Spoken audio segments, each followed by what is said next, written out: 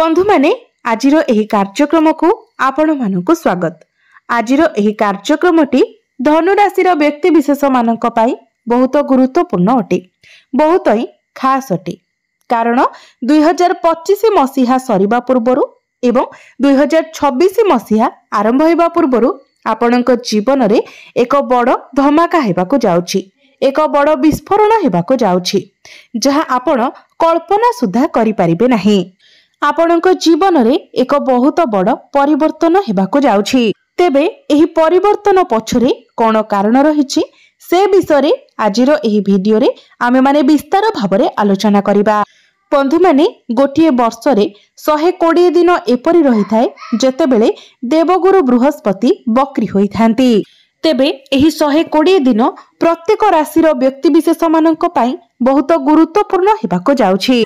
कारण एही 120 दिन मध्यरे प्रत्येक राशि रो व्यक्ति विशेष मानक जीवन रे बहुत बड़ बड़ परिवर्तन हेबाकु जाउछि। कारण जेतेबेले कोनोसी ग्रह बक्री होई थांती तो सेतेबेले से बहुत अधिक शक्तिशाली होई जाई थांती, तांकर शक्ति द्विगुणित होई जाई थाए। किंतु गुरुत्वपूर्ण कथा हेउची जे गुरु आपणको कुंडलीर केउ भाबरे बक्री हेउछंती सेही अनुसार ही से आपणको फल प्रदान करि थांती। जदि ग्रह आपणको कुंडलीर शुभ स्थान रे बक्री होई थांती तो सेठारे से आपणको अधिक शुभ फल प्रदान करि थांती। किंतु जदि ग्रह आपणको कुंडलीर अशुभ स्थान रे बक्री होई थांती तो सेतेबेले आपणको अशुभ फल प्रदान करि थांती। तेबे एही 120 दिन मध्यरे आपणको जीवन रे कोन सब परिवर्तन हेबाकु जाउछि, आपणको कोन सब शुभ फल मिलिबाकु जाउछि एवं कोन सब अशुभ फल मिलिबाकु जाउछि से विषय आजिर एही भिडियो रे आमे माने विस्तार भाबरे आलोचना करिबा। केउ सब क्षेत्र रे आपणको जीवन रे परिवर्तन आसीबाकु जाउछि से विषय आमे जानिबा। सेथि पई आपण माने भिडियोटी को स्किप न करी शेष पर्यंत निश्चय देखंतु एवं भिडियोटी को लाइक करी चैनल को सब्सक्राइब करी दियंतु। कमेंट बॉक्स रे भक्ति एवं श्रद्धार सहित जय श्री विष्णु जय मां लक्ष्मी निश्चय लिखंतु। तो बंधु माने आसंतु आरंभ करिबा आजिर एही कार्यक्रम को, जहा आपणकर जन्म राशि तथा चंद्र राशि उपरे आधारित अटे। तेबे बंधु माने सर्वप्रथमे आसंतु जानि नेबा जे बक्रीर अर्थ कोन। बंधु माने आपण माने निश्चित भाबरे जानिथिबे प्रत्येक ग्रहंकर एक निर्दिष्ट गतिपथ रही थाए एवं सेही निर्दिष्ट गतिपथ रे प्रत्येक ग्रह सूर्य को परिक्रमा करि थांती। किंतु जेतेबेले सूर्य एवं सेही ग्रहंक मध्यरे पृथ्वी चली आसी थाए एवं सेही ग्रह ठारू पृथ्वी आगको चली जाई थाए सेतेबेले आमको एभली प्रतीयमान होई थाए जेमिति सेही ग्रहटी बक्री होई जाईछि, किंतु वास्तव रे सेपरि किछि होई न थाए। केवल सेही ग्रहंकर गतिपथरे किछिटा परिवर्तन आसी थाए, किंतु तार बहुत अधिक प्रभाव 12टी जाक राशि मानक उपरे पड़ी थाए एवं सेही राशि मानक जीवन रे अनेक परिवर्तन मध्य आसी थाए।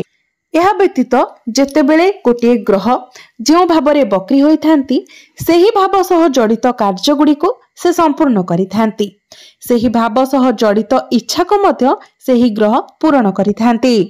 तो बंधु माने गुरु आपणको कुंडलीर अष्टम भावरे बक्री हेबाकु जाउछंती।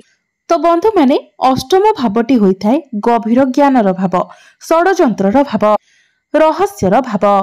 तो जेतेबेले गुरु आपणकर अष्टम भावरे बक्री हेबाकु जाउछंती आपणक जीवन रे एक बहुत बड़ परिवर्तन आसीबाकु जाउछि, जहां आपण केबे कल्पना मध्य करि परिबे नाही। आपण प्रत्येक जिनिस को भलो भाबरे बुझिबाकु चेष्टा करिवे, आपणक मध्यरे गभीर ज्ञान बढ़िबो, आपण गभीर ज्ञान अर्जन करिबाकु आग्रह रखिबे। पूर्वरु जदि आपणकर स्वास्थ्य रे किछि समस्या थिला, आपणक मध्यरे आलस्य थिला तो से सब दूर होई जिवो, आपण बहुत अधिक एनर्जेटिक रहिबे, प्रत्येक कार्य रे आपणकर इंटरेस्ट बढ़िबो।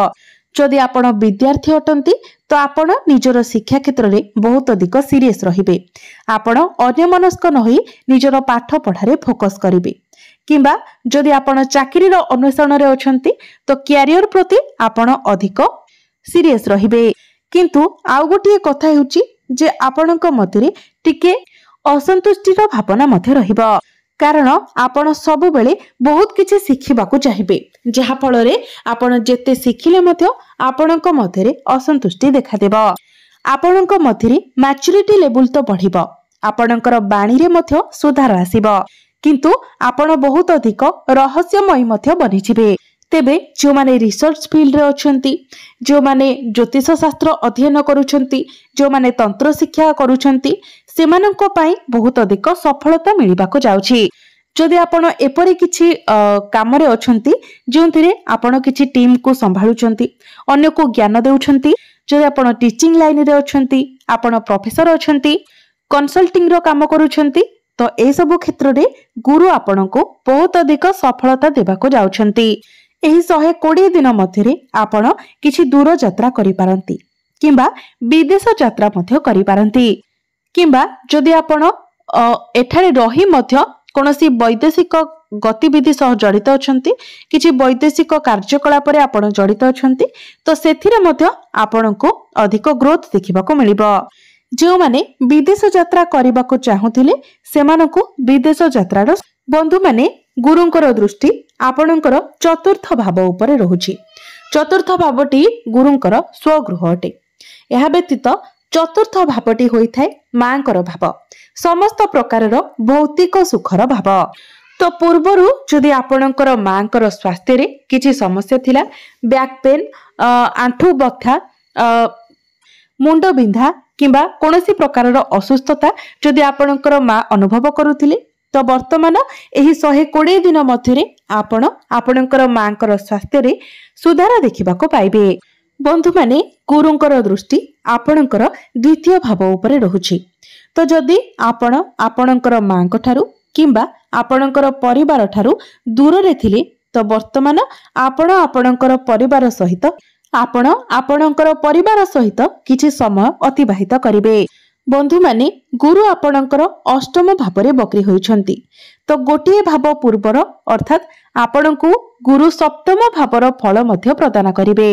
यह व्यतीत 3 डिसेंबर को बक्री गुरु आपणकर सप्तम भाव को ही आसीजिबे एवं 11 मार्च 2026 पर्यंत आपणकर सप्तम भावरे ही रहिबे। तो जो मानकर विवाह होई पारु नथिला सेमानकर विवाह जोग खोलिजिबो। एही 120 दिन मध्यरे निश्चित भावरे आपणक गृह को विवाह प्रस्ताव मान आसीबो एवं आपणकर विवाह मध्य स्थिर होइजिबो। 3 डिसेंबर रु 11 मार्च मध्यरे आपण कोनोसी पार्टनरशिप बिजनेस आरंभ करि पारंती, किंबा कोनोसी डेली इनकम हेला भली काम आपण आरंभ करि पारंती। गुरु जेतेबेले आपणकर सप्तम भाव को आसी जिबे, तो गुरुंकर दृष्टि आपणकर प्रथम भाव उपरे रहिबो। तो आपण जदि किछि इलीगल काम करूथिले, कोनोसी भूल रास्ता रे जाउथिले, तो आपण आपणकर भूल को बुझी पारिबे एवं निजर भूल को मध्य आपण सुधारिबे। कारण आपणक मध्यरे मैच्योरिटी लेवल बढ़िबो, ज्ञान बढ़िबो, आपण ठीक भूल सब किछि बुझी पारिबे। बंधु माने जेतेबेले गुरु आपणकर सप्तम भावरे बक्री हेबे, तो गुरुंकर दृष्टि आपणकर एकादश भाव एवं तृतीय भाव को मध्य देखिबे। तो एही 3 डिसेंबर रु 11 मार्च मध्यरे आपणको आपणकर चाकरी क्षेत्र रे प्रमोशन मिलिबार बहुत अधिक संभावना रहुछि।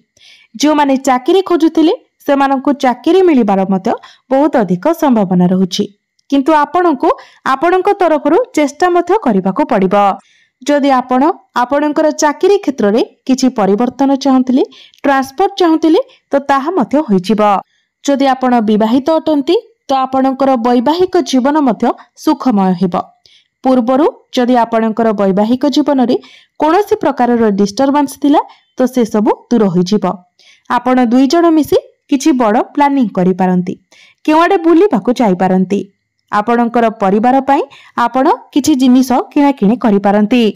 तेबे बंधु माने एहा सहित गुरु आपणको किछि अशुभ फल मध्य प्रदान करिवे।